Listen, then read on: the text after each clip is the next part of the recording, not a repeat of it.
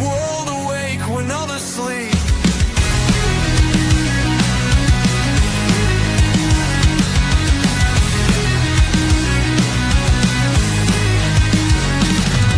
Tarantula husbands, reptiles align.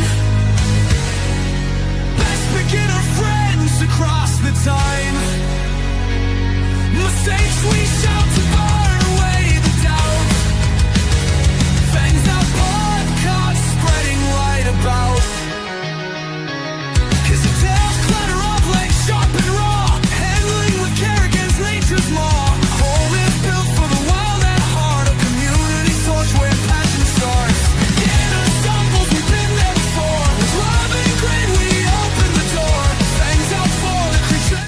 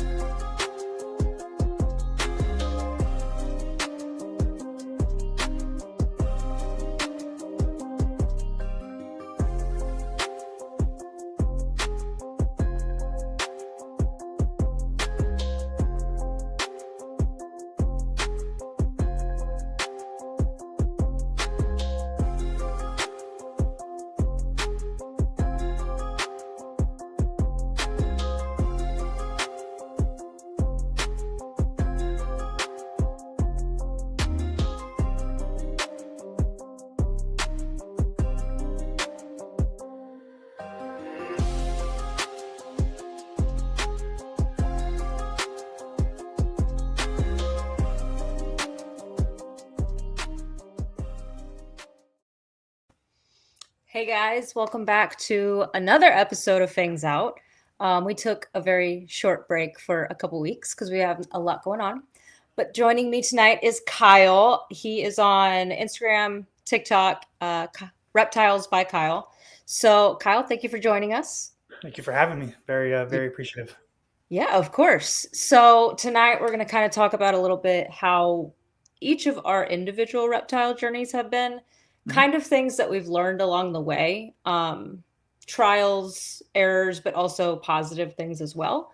And we're open for discussion too. So, if anyone has any questions about what it's been like for either of us, feel free to, chat with us.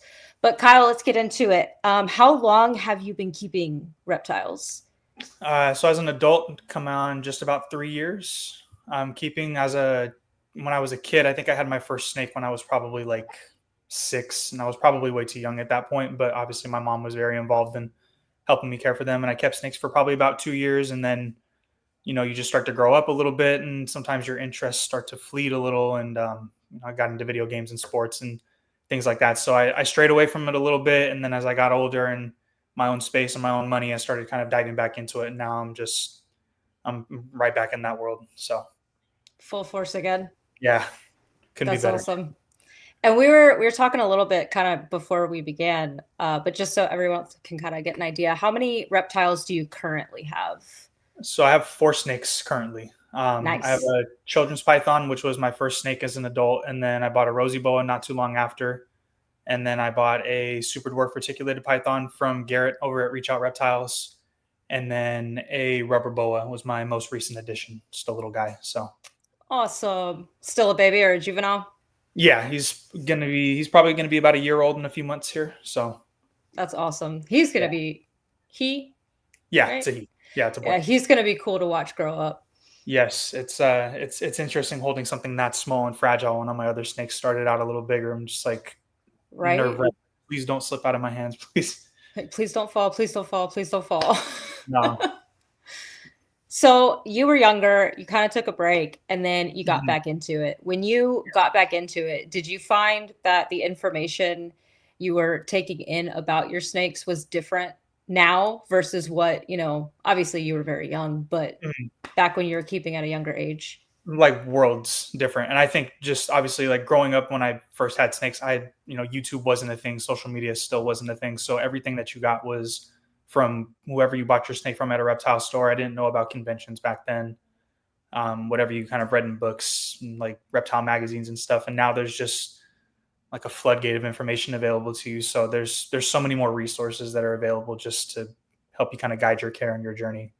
So Definitely. it made a huge difference in just the time that I took in choosing, like, okay, what am I going to start with buying, and like what kind of enclosure am I going to do, and different heating materials, and the different types of lighting, different brands, and learning about like UVB index, and just it's a completely different game now. So Yeah. And all for the honestly, better.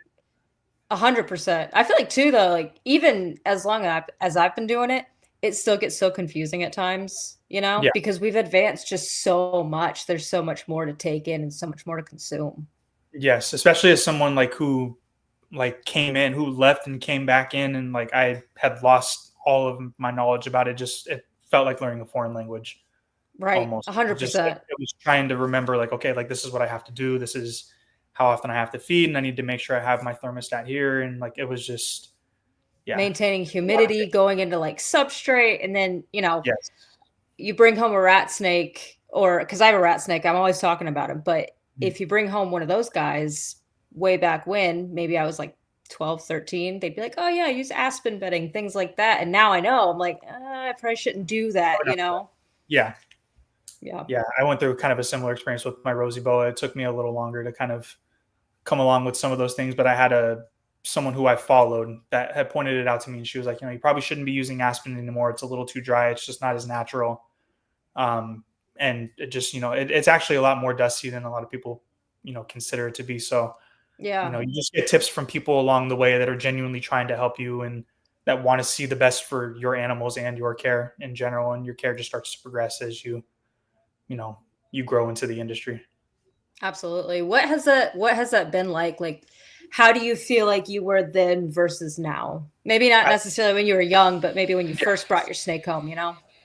I mean, I think everything has improved. I mean, I started out, quite literally as like that kind of beginner keeper. And, I was keeping in glass terrariums that had no backgrounds. I was using nothing but fake plants. And I was using like flipped over like bowls that I would just cut a little hole into for a hide. And Yep. I was using a lot of like the cocoa fiber substrate, and just it was almost too wet. My scales, I never had scale rot issues with my snakes or anything, but I definitely was overshooting and trying to overcompensate to make sure that my care was perfect. I Yeah. was using heat mats when I first started because that's what I was accustomed to growing up, and that was the Right. main That's what thing. we remember. Yeah, that's what I remembered. And I did my research, but everybody that I had talked to was like, you're fine with just using a heat mat for like a smaller snake when my children's python was smaller. And then over time, watching videos and seeing, all these other influencers and content creators who have their setups, and I'm like, everybody's using overhead heating. I don't see anybody using heat mats anymore. So, you just learn to grow with it. And I think now, I mean, like all my snakes have UVB, all my snakes have halogen heating bulbs, and there's no heat mats, and they all have these custom backgrounds. And I mean, everything has changed from 3 years ago, and I still obviously hope to continue to evolve as time goes, and upgrade their enclosures when they need it, and swapping out their enrichment items, and everything. Just it kind of comes with just time. Right. Definitely comes with time, comes with the territory. There's a lot Yes. of there's a lot of learning curves, Yes. because I feel like I kind of went through the same thing where when I was younger, my parents were very supportive of snakes and lizards, right? Mhm. Anything outside of that was kind of a no-go, but they Yeah. were supportive of that. And I got into it really deep for a while, and then I kind of veered off for some odd years. And then, like you said, jumping back into that after years of being out of it, it kind of Mhm. threw it kind of threw me into shock a little bit. I Yeah. was like, "Oh crap, this is a lot more than I had anticipated." But Yeah. of It's course, the being whole. willing to grow with it. It's an entire world of people that just are so knowledgeable and are just like that's their thing. Like they're just so in depth with everything and wanting to make Right. sure that you're trying to replicate nature Right. essentially in your enclosures. And I think that's kind of what I have adopted, and what I've tried to do is like, yes, I'll use products that obviously don't look natural, like rock hides and stuff like that. But the point is, you're trying to take that animal's piece of nature where it would normally be found, and put it in your house or put it in a room in your apartment. And it's like, it can be a little bit daunting at times, but when you get it right, it is extremely satisfying. Right. There is such a reward to that too, especially when you start to see the change in behavior in your reptile. Yes. You'll start to see them come out more, or maybe they're doing something they wouldn't normally do because of Yeah. that environmental change.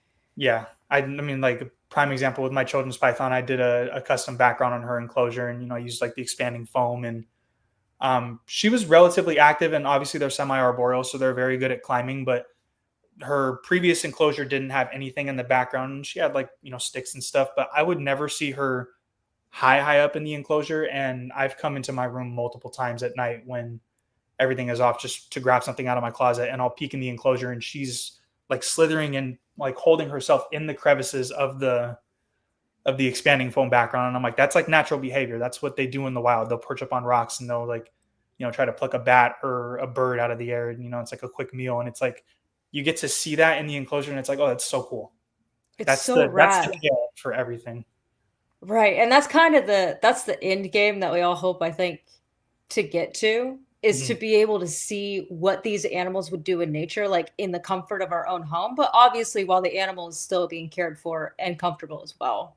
Correct. Yeah. So Yeah.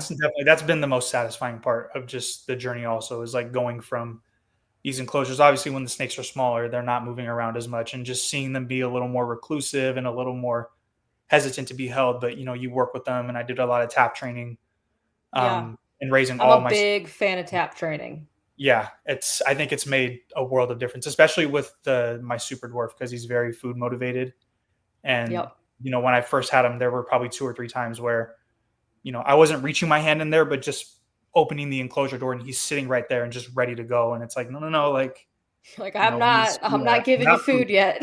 No, like just calm it down. And like, I don't want to take a bite from him. So, Yeah. yeah, I think it's definitely like, and that was something that I didn't know about as a kid. It used to just be, you would open your enclosure and you just go in and grab it. And that was, that That was was the really end it. There all be wasn't any, all. yeah. So Yeah. like That's a just the, huge one though, is like the tap training. And like you said, like I wouldn't have even thought of that. And yeah. also pinpointing just how smart these animals actually are to Hmm. be able to register and learn what that is, you Yeah. know? That's incredible to me. Yeah. Or people will do like the feeding training where they'll show them like an inanimate object and it's like a red color, and they'll show them that first, and then as soon as they move it, they have the prey item right behind, and it's like they latch onto that and they use that as a signal for feeding. Like that's something that 20 years ago was just Absolutely unheard non-existent. of. Yeah. Right. And we really, I So mean, we thought they were stupid. I don't want to say stupid animals, yeah. because not in that sense, but we never gave them credit for being intelligent like dogs or cats or something like that. But I Yeah. even have one of my ball pythons is trained. I Hmm. feel to some extent he knows that when I knock on that enclosure, like we'll knock on his door or whatever, I don't Hmm. have food. And he's chilling and he is very food motivated since the day I got him. Yeah. Um, Working on it with the other one. But yeah, if I open that door without knocking, he's coming right out. He's like, I'm getting fed. Yeah. Where is it?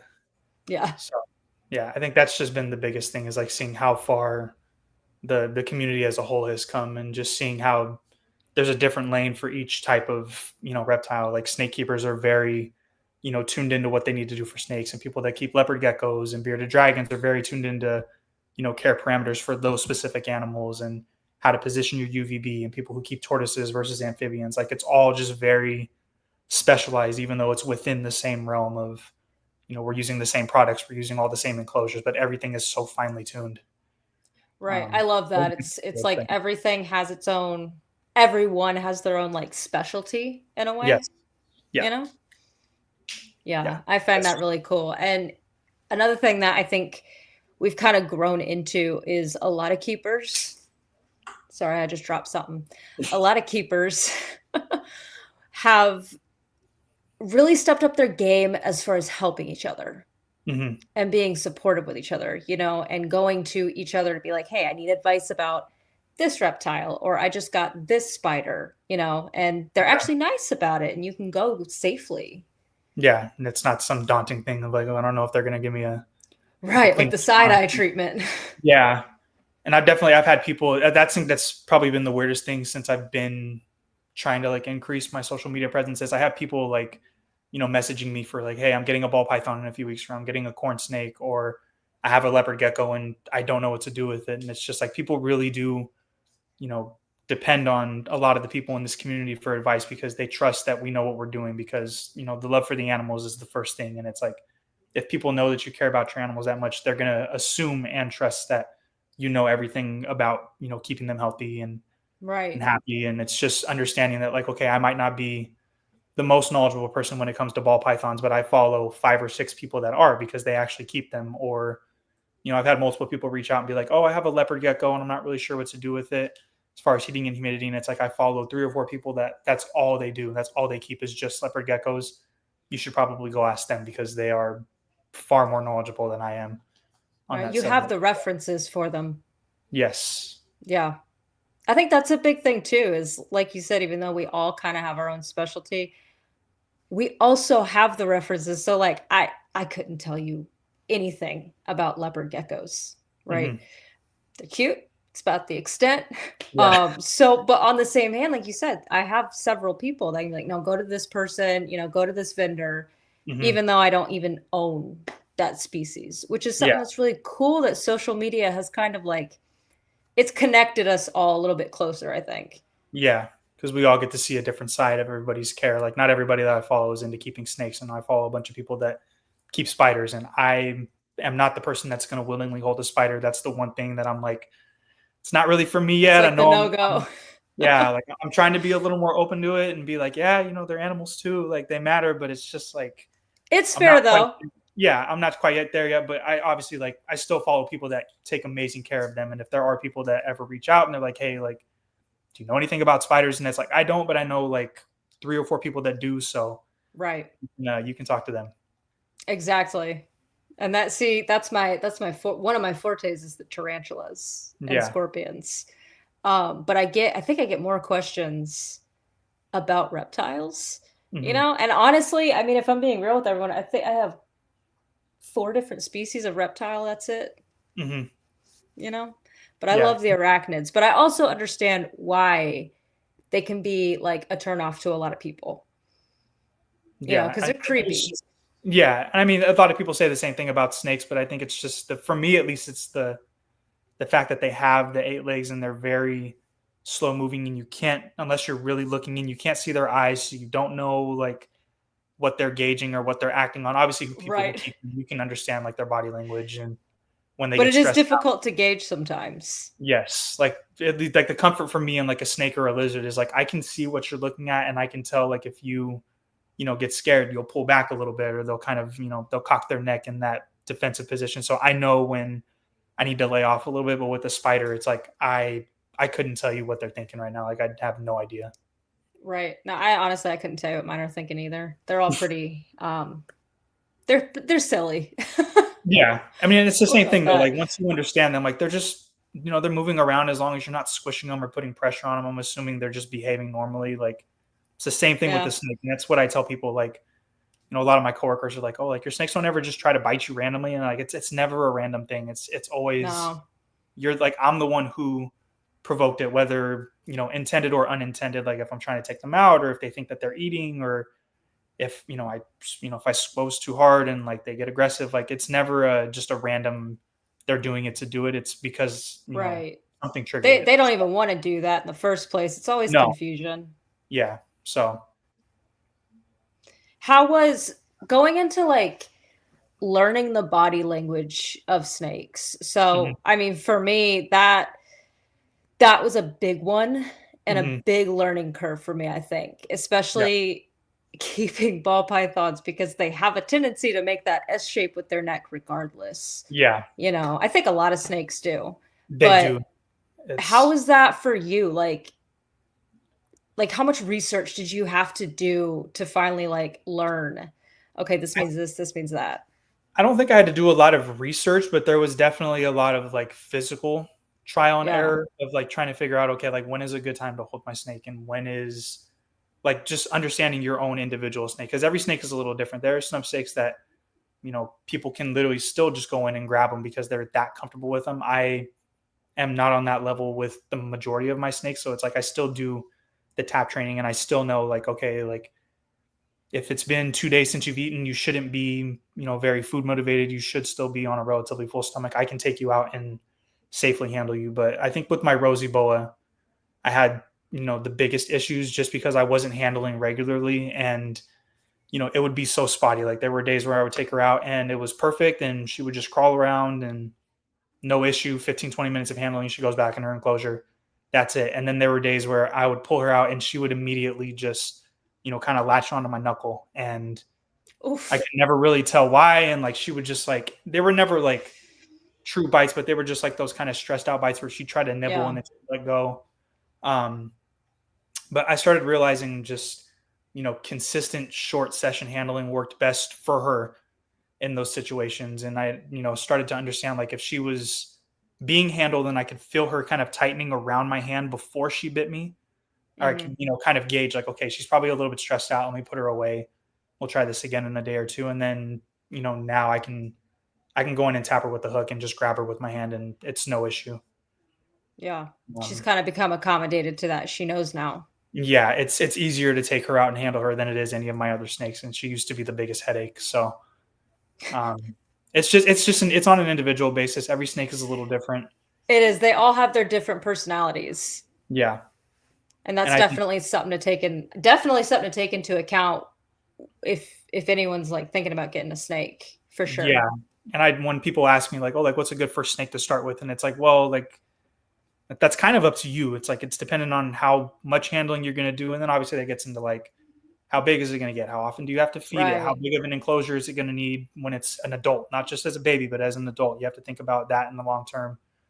But then breaking down like overall species behavior, like, okay, I feel like most ball pythons, from what I've heard on personal accounts, are very chill when you handle them, and they're not fast moving snakes. They're not very darty. Yeah. The thing with a lot of people is like, oh, I can just sit down and watch a movie with that snake, and it's not going to move very much, Yeah. kind of thing. Versus like when I tell people like I love my super dwarf, but I would not recommend a snake like that to the majority of people because you have to have your eyes on it at all times. Like they're constantly moving. They're very inquisitive.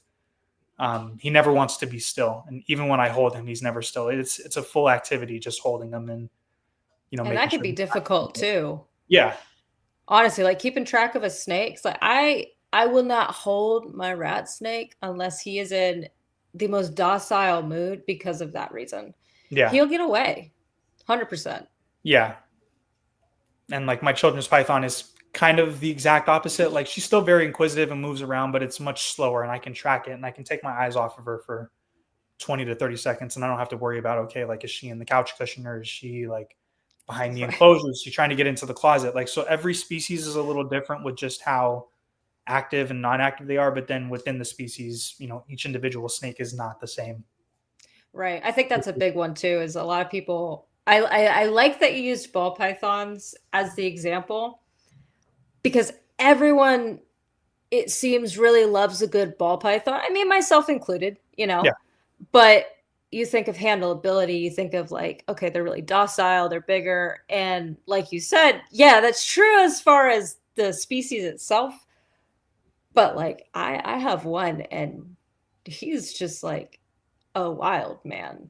yeah, Absolutely wild. So it's like you really have to brace yourself for personality and get ready for like personality changes as they get older, you know? yes. As like like younger snakes that are smaller are obviously going to be a little bit more defensive because a hand that's this big, but the snake that has a head the size of my fingertip is way different than a hand that's this big versus a snake that has a head that's like this long, right? Like that's you're perceived as a Right. threat. So if you're going in, even if you're trying to scoop from underneath, like that's still gonna, stress that snake out and worry them. So my children's python would bite me, you know, almost every time I took her out when I handled her as a baby, and she quickly grew out of it just as it became more frequent. But every species is completely different. I've had people tell me that they can't even handle their children's python because every single time they try to get them out, they're just They're nippy. striking. And I'm like, I have never experienced that issue. At least, once we worked out of the, kind of like the juvenile hatchling phase. So Right.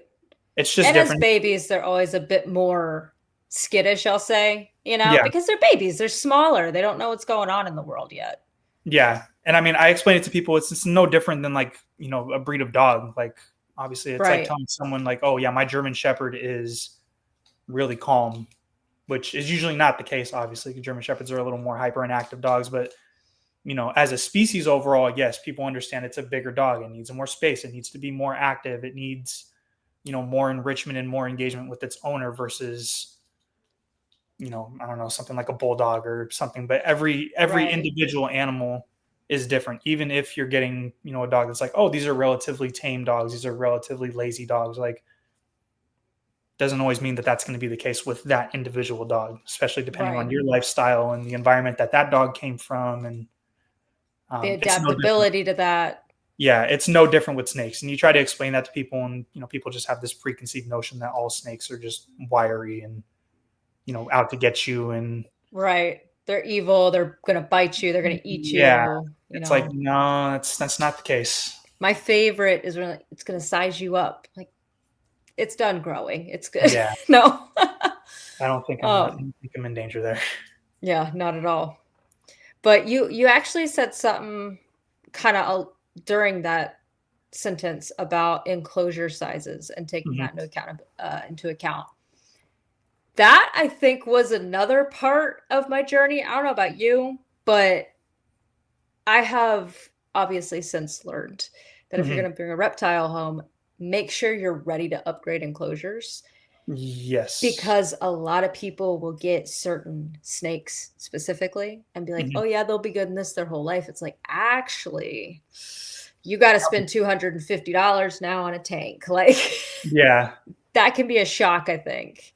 Yeah, I think fortunately I had the foresight to kind of understand that, and just having owned snakes before, I saw like in the 2 years that I had snakes as a kid how much my snakes grew. So I understood going into it like, okay, the enclosure that I buy when I bring this snake home is not going to be the same enclosure It's that this snake forever is. home. Yeah, it's not going to be in this 4 years from now.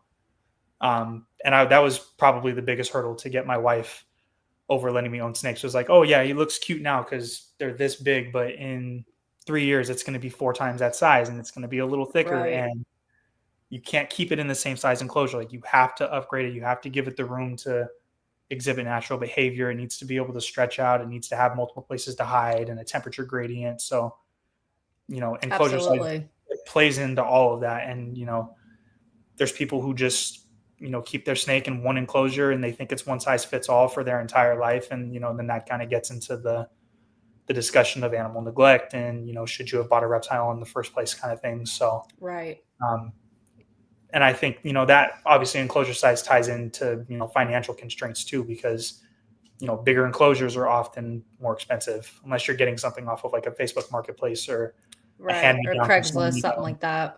Yeah, you're going to have to drop some serious change on it. And that, some people are just like, yeah, I'm not going to do that, but I'm not getting rid of the animal either. You Right. And know, at that point, like you said, it kind of goes into it.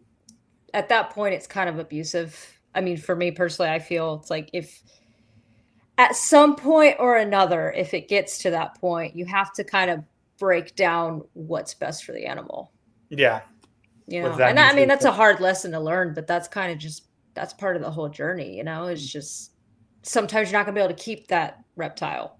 yeah, Or sometimes you can, not always, but it happens. yeah. But then that circles back to like, you should be doing some of this research. You don't have to be like Absolutely. you don't have to be a full, expert on that species before you bring it home, but you do need to understand like the bare bones basics of like, okay, how big is this animal going to get? What does it need immediately to survive and thrive? And what do I need to think about a few years down the line to keep this animal Right. successful? And do Like, you those have the should be, time for it? yeah. Like, obviously, like I don't hold my snakes every single day. Like, I come home from work and, there's just days where I'm like, you know what, it's not today. It's not going to happen. But I'm Same. also not Yeah. leaving them in their enclosure for 2-3 weeks at a time without any type of interaction. Like, that's just at that point, it's like, okay, I don't see what the use would be. Right. Right. Exactly. Especially when they do, as we've learned, they do benefit from enrichment time. Yeah. Like they're very curious creatures just in Yeah. general. Like, even if it's something small, like if I know that I'm going to be gone and I'm not going to be holding my snakes as frequently, I'll change something in their enclosure. I'll add a different branch, or I'll swap out. They have a rotation of like 3 or 4 hides that I use for each of my snakes individually that I'll just swap them out. And, the minute you do it, you walk out of the room and come back in 10 minutes later and they're, re-exploring that new hide and they're crawling around it and they're just trying to get a feel for it because they notice changes like that. Right. They're not Which is, mindless. it's really exactly, they're not mindless. And I think that's, unfortunately, a lot of people see them that way still. But Mhm. that's again where the education has come in. And now we have like an entire new group of people coming up, and Yeah. we have some pretty good people like in the community Yeah. at this That point that are understand very that. knowledgeable. Yeah. Yeah.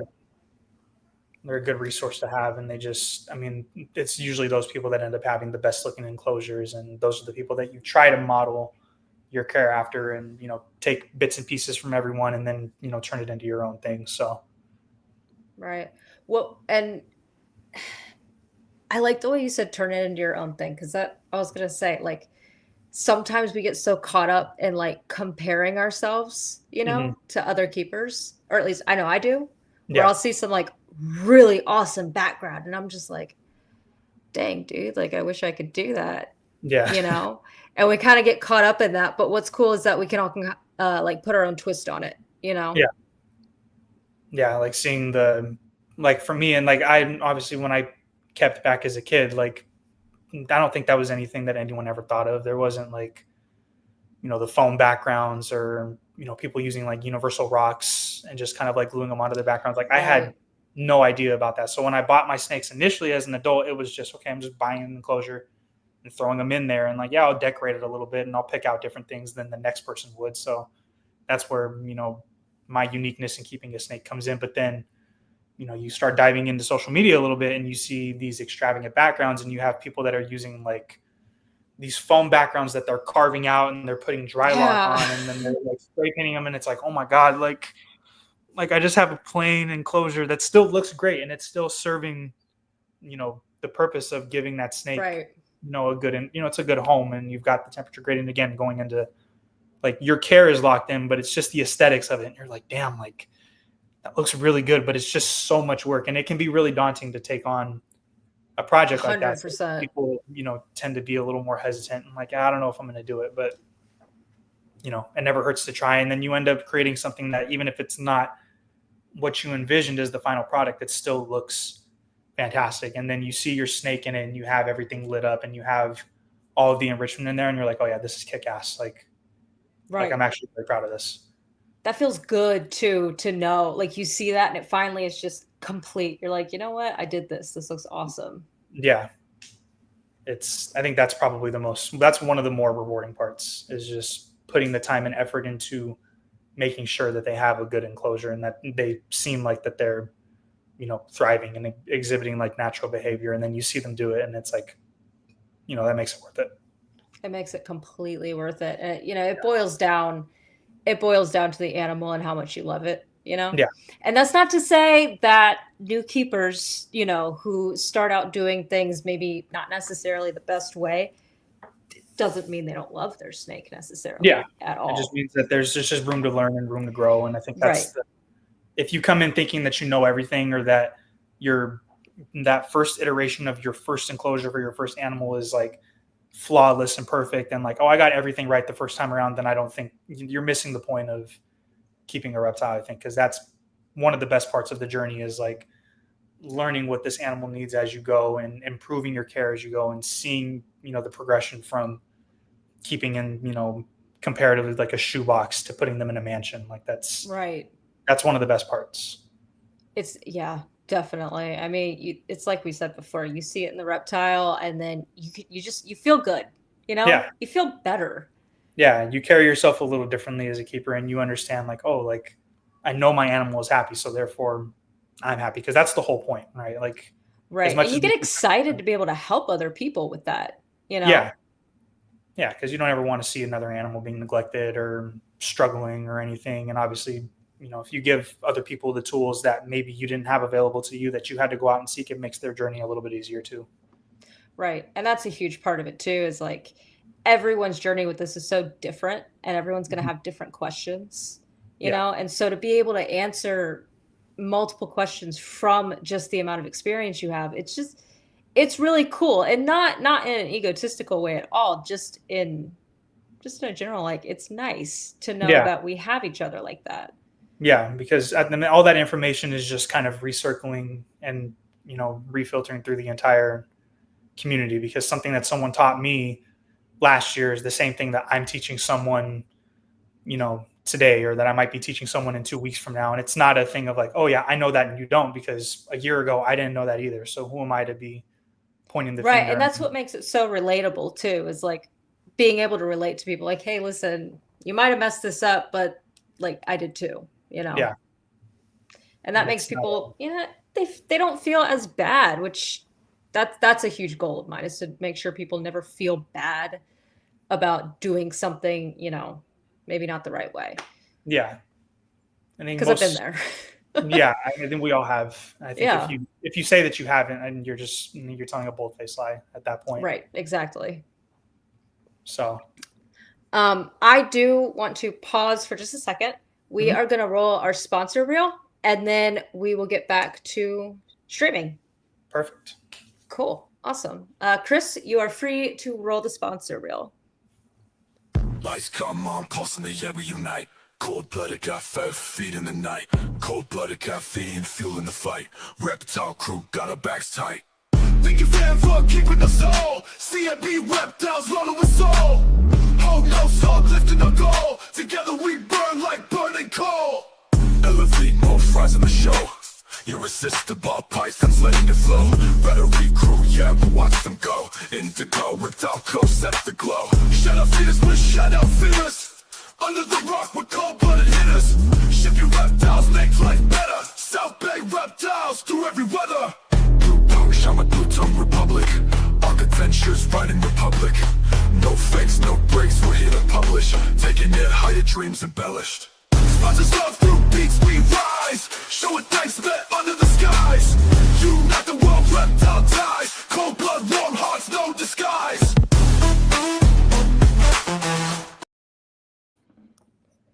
We are back, everyone. So, Kyle, I was kind of thinking a little bit while that reel was going. I wanted to ask you personally, have you faced something that was like, let's say, like one of your biggest challenges? Mhm. What would you say that is or was? I think just in keeping snakes in general, you mean, or like a Just in specific. general.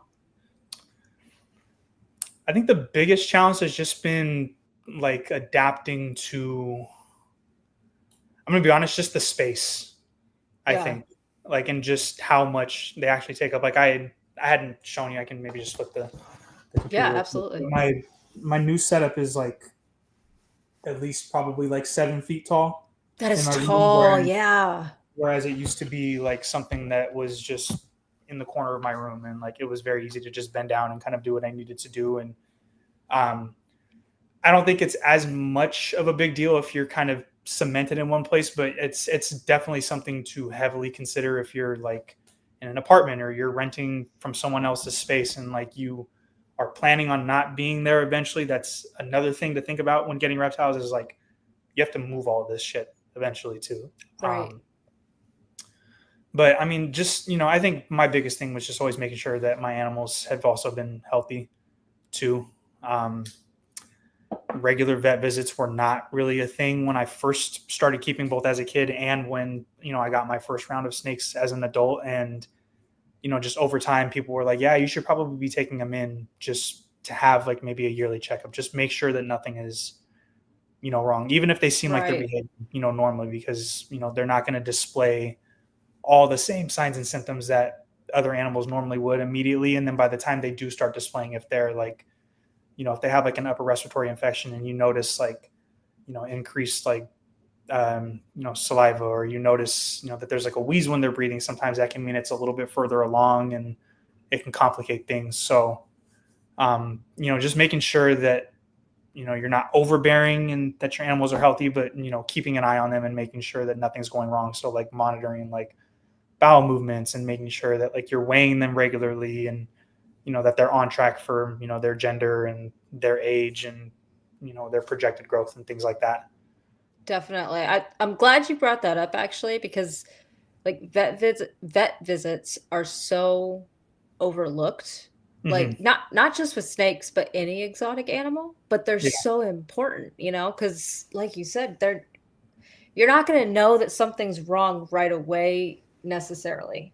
yeah, And things can go wrong even when you're doing everything right. Like I've heard of situations, and thankfully I'm very glad I've never had to deal with this, but I've heard of situations where ants have just managed to find their way into an enclosure. hmm, And then, you got to worry about, like, are they going to hurt my snake? Are they going to bite him or stress him out? yeah, But yeah, that's definitely something to consider as well. yeah. And it's, I mean, again, like when I bought my snakes, I think for the first like year and a half, that wasn't even anything that was on my mind. I was like, all right, like they seem fine, like they're still moving around, they're eating normally. I'm still Right. cleaning up. I'm They're cleaning up urates alive. and yeah, I'm cleaning up urates and poop in the enclosure pretty regularly, so I know that there's no like intestinal blockage. And I'm just trying to think like in my own mind, like okay, like what would be wrong if something were to be wrong? But you don't know what you don't know, and Right. obviously I'm not a vet. I'm not an exotic vet at that either because it's so much more specialized. So it's I think it's just important as a keeper to understand that part of it too, and like you show up and you might catch something. Maybe they're doing their assessment and they find like a lump that's not supposed to be there, and then that lump ends up being the thing that can kill your animal, or that completely changes their quality of life, and it gives you a bunch of different things to think about. So Right. And probably the that's a most. hard one too, because it's like you don't want your reptile or really any animal to suffer, you Yeah, know? So in that sense, I'm always thinking of it in like, if you don't want your animal in pain, just take them to the vet. You're yeah, going to save yourself a lot of money in the long run if you catch it early, and yeah, your reptile is going to be happy and healthy. yeah. And I mean, maybe a couple $100 for a vet visit. If they find nothing, then great, that gives you peace of mind until something ends up popping up down the road, or hopefully nothing ends up coming up, but you're like, okay, at least Right. I have that peace of mind knowing that I took them in. I know for a fact my animal is healthy because somebody who's a professional that has experience in training and assessing these animals told me that. Right. They know. Yeah, And like you said, it's so specialized. Like exotic animal veterinarians and vet techs, like I don't know. I have a lot of respect for them because they know a lot of things and they handle a lot of different reptiles and they do a yeah, lot of good for them. So I've gained a lot of respect over the years for vets that work with exotic animals. yeah. I mean, it's completely different anatomy from like a dog or a cat or just a mammal in general. Like there's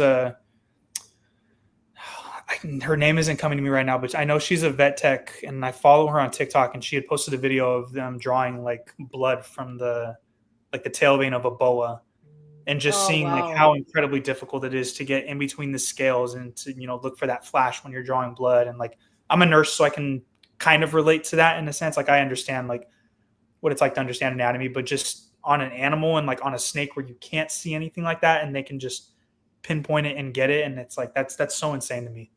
And on such a small, like compared to us as people, like such a smaller scale, you know, Yeah, that's got to and be difficult.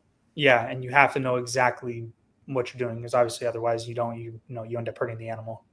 Right. Exactly. And then, like you said, with like the size of enclosures and how much space they take up, Yeah, that kind of plays a factor into it too, yeah, because there have been situations that I've seen where snakes will develop like back or spine problems, right? Because they are giant. They'll be like 5 feet. I say giant, there's bigger snakes, but they'll be like yeah, 5 feet long. And they're in like a 20-gallon enclosure at 5 feet long. And I'm going, oh my gosh, like yeah. he's crooked. He can't move. He Yeah, can't stretch out. I mean, you size it up too. That's like the equivalent of somebody having like a berm or like a retic or an anaconda, like Right. just any of the big constrictors, and they're in like an 8 by 2 by 2, Right. right? Like, and that snake is just sitting piled in a corner with nothing else in the enclosure, and that's them the entire time. Like that's not conducive to having a healthy snake or a snake that's happy. You Right. know, And that is something to take into consideration too, is like your enclosure will, to some extent, like it or not, science, affect the health of your animal. We hope it yeah, won't, but it could. So, like you said, when you're renting or if you have an apartment, like a python might not be the best option. Honestly, like a rat snake might not even be the best option, Yeah. because that's a big tank and it takes up a lot of space.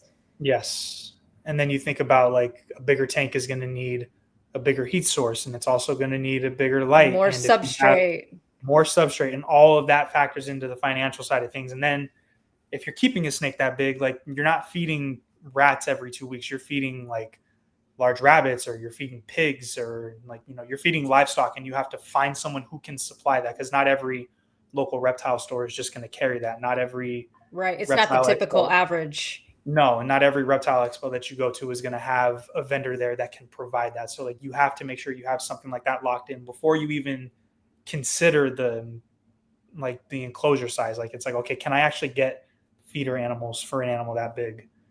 And the substrate. And I mean, let's Everything. face it too, like lighting, things like that, because the lights have to get replaced. And when you have Yes. a bigger And it's enclosure, expensive. yeah, it is. That was one of the I was replacing my UVB bulbs for the first time last year, and that just like that realization of like, oh, this is actually kind of expensive. Like I can afford it, but I was like, I did Right. not realize that it costs this much to replace a light bulb. Right. A single light bulb. A single light bulb, not two. This is just one light bulb. Right. And some of them need three, Yeah, It just depends on the snake and the species and the requirements.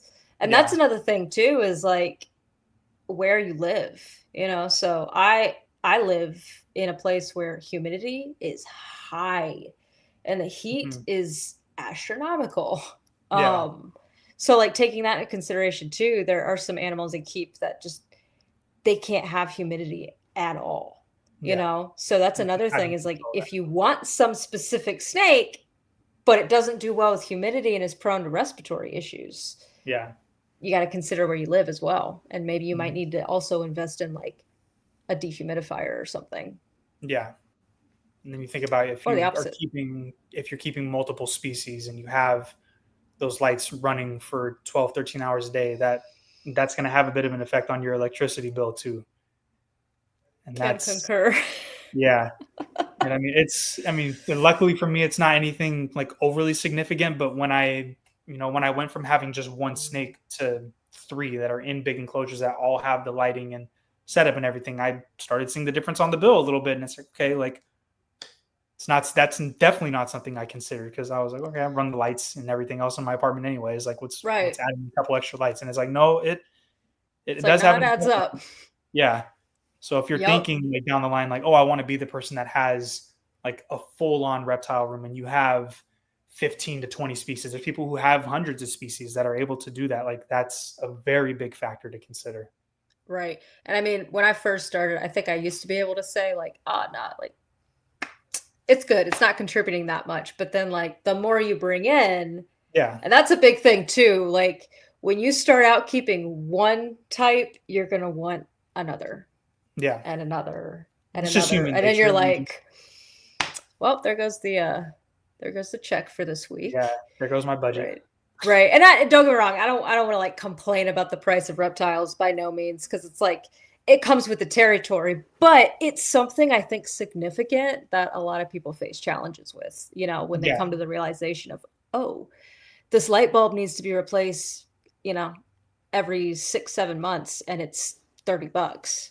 Yeah. And then multiply that by however many species you have. So if you're someone who just, accumulated really quickly, and you're like, oh, I bought 6 snakes this year, and then the year before that, I only bought five. And it's like, okay, well, you have 11 snakes. That's 11 light bulbs that need to be replaced Right. twice That's a a year, lot. and they're each $30. Yeah. So that adds up very quickly on top of whatever else you have to replace constantly. So Right. I think And that's been one of the, definitely I like what you said about the feeders too. Is like I'm gonna be honest, like I like that you said that because I don't even consider that because I just Mhm. don't have reptiles that eat that size. Yeah. I don't have like the retics or anacondas, nothing like that. So that's a very solid point that I didn't even think about. Is there are certain feeders you just can't get at the store. Yeah. And I think it's kind of difficult, because I think they're just, I don't know if I see berms that often everywhere, but you definitely see retics very prominently, like Yeah. at a lot of reptile expos, at a lot of reptile shops. And if people just don't ask and they're not doing the research, and they go in and like, oh, it looks cool, like it's probably a 4 or 5 foot snake at the time that it's in the shop, and it's like, oh, I'll take that home. And Right. then in 2 years, you have a 12-foot snake on your hands, and it's like, how do I feed this? Because it's not taking rats anymore, and you don't know where to get Right. your feeders from, and it's like, okay, That's the other thing too, is I feel like they know, I feel like they know what size they're eating. yeah, It's not one of these things where they're just like, "Oh, food," and they just go for it. It's they actually do know what size. They can pick up on that, I believe, right? yeah, they can. Yeah. So, But that's and that something to all take into plays. consideration. Yeah, I think that's been one of the biggest things that I've tried to preach in my videos. I try to drop like just a little nugget of like, here's a helpful tip, or here's like good information, even if it's just like an entertainment kind of video. Is like, you know, build your collection slowly. Like there's no, as of right now, nothing's going anywhere. And obviously legislation changes in certain states. And I think, living in California, it's very lenient. And I think I have a lot more access to a lot of things, but like there's no need to rush and buy 4 or 5 snakes a year or 4 or 5 lizards a year and like compile that quickly. Like I don't think anybody is in a race with you to see like, oh, who has the biggest collection. Like just Right. lock in on what you want, make sure you have everything dialed in, make sure you can afford an adult version of that animal. And then once you have it and you're comfortable with its care and you have an understanding of like, what impact does this have on my lifestyle? Does this affect my ability to travel? Like if I have a job that requires me to travel, or if you just like to travel outside of that in general, like can I still care for just one of these animals? And if you can, and then you can afford to add another one, then you do it. But you give it a little time in between. Yeah. So, That's a huge point too, is traveling. Like, thankfully I do have access to someone who is comfortable and, knowledgeable enough to take care of my animals while I'm out. But that's a big one because a lot of these animals need like daily or at least weekly attention. So if you're thinking about going on vacation for Christmas for 2 weeks, like lock in on a sitter. And that's yeah, not you have always to. easy to find. No, and depending on where you live, and like even if you have people in your family that might be available to help with something like that, not everybody is comfortable with going into your home and you know feeding a rat to a snake, or if you have lizards, or you need to prep like live bugs. Like not everybody's going to be jumping into that and like, oh yeah, I'll help you out with that. Like it can be kind of difficult to find. So Definitely. And that's another thing that's cool about a lot of breeders is a lot of them have, I want to say, like references to people are like, "Oh yeah, you can board your reptile here." yeah, And usually I don't find boarding your reptile or like any of that to be too expensive when you find the right person. It's just a matter of finding the finding. right person. Yeah. Because then if it's like 2 weeks out and you're traveling and then you're just starting to think about all this, if you find someone who can, but it's like, oh, I don't have any availability, like I don't have space to take your reptile, and then it's like, what do you do? Right. Then you're stuck. It's like, okay, well, I guess you're coming with me. No, Yes. I could never. Don't do that. No. Not you, obviously, but No, no, whoever's watching. never. um, yeah, no, that's definitely something to consider. I mean, we went, my partner, his family lives in Pennsylvania. And Mhm. so this past Christmas in 2024, we went up there for uh, just about a week. And the whole time, I'm freaking out because I'm like, I wonder if the animals are okay. Is the snake okay? Like, let me text the pet sitter kind of deal. Yeah. Um, but that's something too, is like just making sure they know what they're doing, and you know what you're doing so you can relay that information properly to Mhm. whoever it is. Yeah. And So that's definitely too, like going into, like you said, educating yourself before even bringing the reptile home. yeah, just make sure that you are prepared to handle everything that comes with owning the reptile. It's not just it's sitting in an enclosure and you looking at it. Like there is a lot that goes into it, and obviously once you've been in the flow of it and you've kept for a little while, you become more comfortable with like, okay, like I'm going to feed on this day. I'll clean out water bowls and exchange substrate, or I'll do like spot cleaning on these days. And you have an understanding of like how often your reptile pees and poops, and like how often they need to eat. There might be a reason when they're not eating. You understand when they're shedding. Like you start to understand their behavior, and you become more comfortable with, acclimating to their level of care. That's another really rewarding thing too, is like as you do that and you start to see that trust build with your Yeah. reptile. That's that's why I do it. I gotta be honest. Yeah. Like, it's just nothing compares to it. It's not like a dog where right away it's like, oh yeah, I trust you off the bat. Yeah. There's a Takes time to build process that. to it. Yeah. It's definitely not an overnight thing by any means. It takes time. Absolutely. It takes time, it takes energy, it takes money, but that's the other thing too. It's like if you really are honed in, like you said, and you're building your collection slowly and you want to take your time, it can be done right and it can be done very well as long Yeah. as you do your research. Hmm. Definitely. So I kind of wanted to start kind of closing out. Hmm. Um, but I kind of do this at the end of every episode is what is one piece of advice that you would give anyone watching who's starting out? Because we've kind of talked a lot about the journey of reptile keeping and like the trials of it. And of Hmm. course, like the rewards of it. But you personally, what would you tell someone starting out? That's a good question.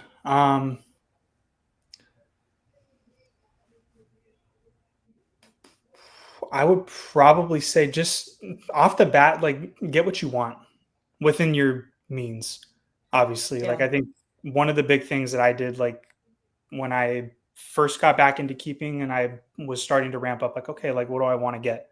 Like what's going to be my first pet back in? There was a lot of YouTube, like top 5 beginner reptiles, top 5 reptiles for people who live in small spaces, top 5 reptiles you can keep in small enclosures. And I feel like a lot of people limit themselves to that initially, and they're like, "Oh, well, like I really want like a, something obscure like a Hog Island boa, or I want like a super dwarf retic, or just something that is not normally kind of in that like ball python or king Right. snake or corn snake or like Kenyan sand boa or hognose. Like those are kind of Right. the typical names You've that come got your with. basic snakes or basic reptiles, as I call them. And then Yeah, you've got like the more advanced, I guess.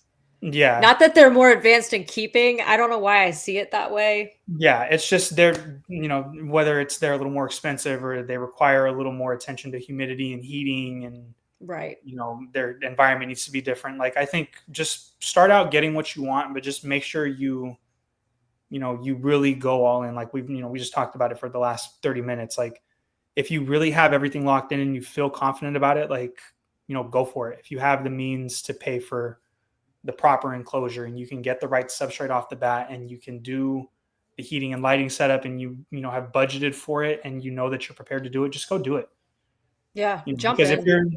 you're prepared to do that and you end up being like, oh, I can probably do it, but maybe I should start with the hog nose because people said that it's easier. And what if this goes wrong? Well, something can go wrong with the hog nose. Something can go wrong with keeping something simple, like simple, like a Kenyan Samboa, like Right. the same way that something can go wrong with keeping a boa constrictor or, something like a carpet python. Like the bigger species can still have complications in the same way that smaller species can. So just get what you want off the bat, make sure you understand what you're getting yourself into, but buy what you want. Yeah. I Don't be like that afraid to too. buy. Like, there's no starter reptile, It's No. like get what you love because that's what you're going to be invested in. Yes. Like you don't need to buy the same type of snake twice over to prepare yourself for a snake that is nothing like that. Like just Right. buy the snake that you are prepared for, that you have prepared for. Exactly. Because And you then might just learn and grow with that species. yeah. I think that's probably my biggest thing. It kind of feels like buying a car. Like if you have the money and you've researched and you know what type of car you want, you don't have to settle for another car just because you heard somebody say, well, I don't like the car that you're thinking about buying. It's like, well, it's not going to be your fucking car anyway. It's going to be my car. Like I like that it's analogy. it's the same thing. Like just buy whatever you Yeah. want, because usually, and if people really like it and they see that you are really caring for it and you invest that time into it, then people are going to be like, oh, that's cool anyways. Like, Right. And I think you're going to have more of a heart for it, cuz yes. you did get what you wanted. It wasn't some like, okay, well I'll settle for this because, my apartment's only this big or Yeah. XYZ, you know. And then It's if you something jump you into genuinely care for. a snake that you really didn't want initially to begin with, but you felt like it was the right step to take to get to what you ultimately want, if you do that over and over and over until you build up, maybe you end up with 4 or 5 animals that you really don't want, and you just have 1 or 2 that you actually enjoy keeping. And then it's like, okay, I spent Right. all that time and all that money and all that space is now invested into a bunch of animals that I'm ultimately not interested in, that Right. you have to now either decide, am I going to keep them and am I going to trust that my care is what's best for them, or are you going to take the chance with rehoming and maybe they go to someone who doesn't like them in the same way that you do, but maybe they're not putting the same level of effort into their care. Right. Exactly.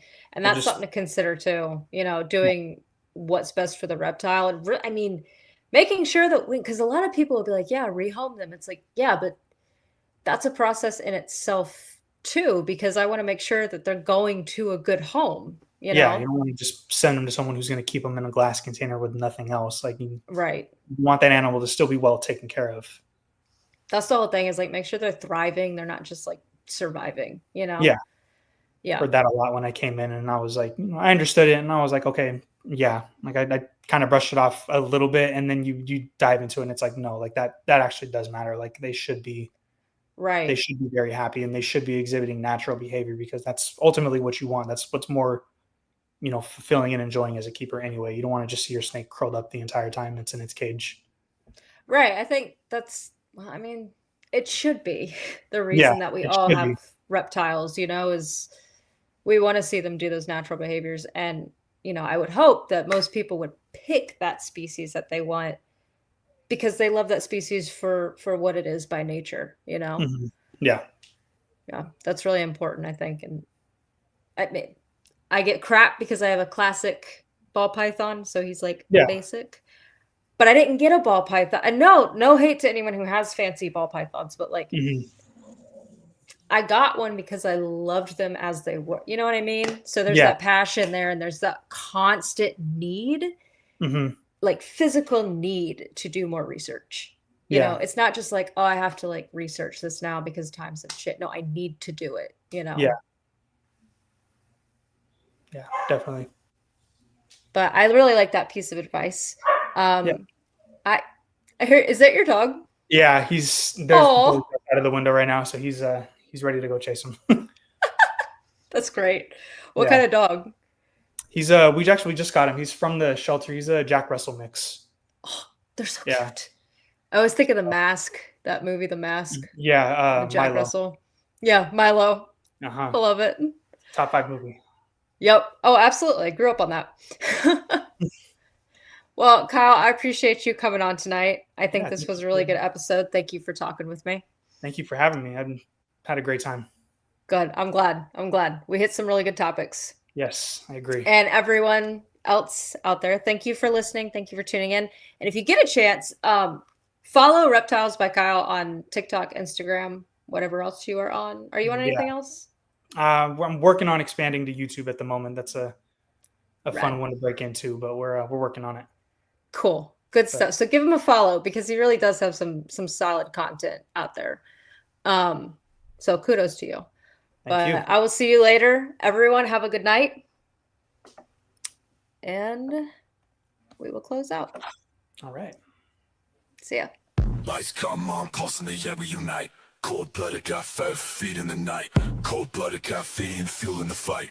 Reptile crew, got our backs tight. Thank you, fam, for keeping us all. CMB reptiles, rolling with soul. Hold no soul, lifting our goal. Together we burn like burning coal. Elevate, more fries in the show. Irresistible pythons letting it flow. Battery crew, yeah, but watch them go. Indigo, reptile coast, set the glow. Shout out feeders, but shout out fearless. Under the rock with cold-blooded hitters. Ship your reptiles, make life better. South Bay reptiles, through every weather. Blue tongue, shaman, blue tongue republic. Arc adventures, riding republic. No fakes, no breaks, we're here to publish. Taking it higher, dreams embellished. Sponsors love through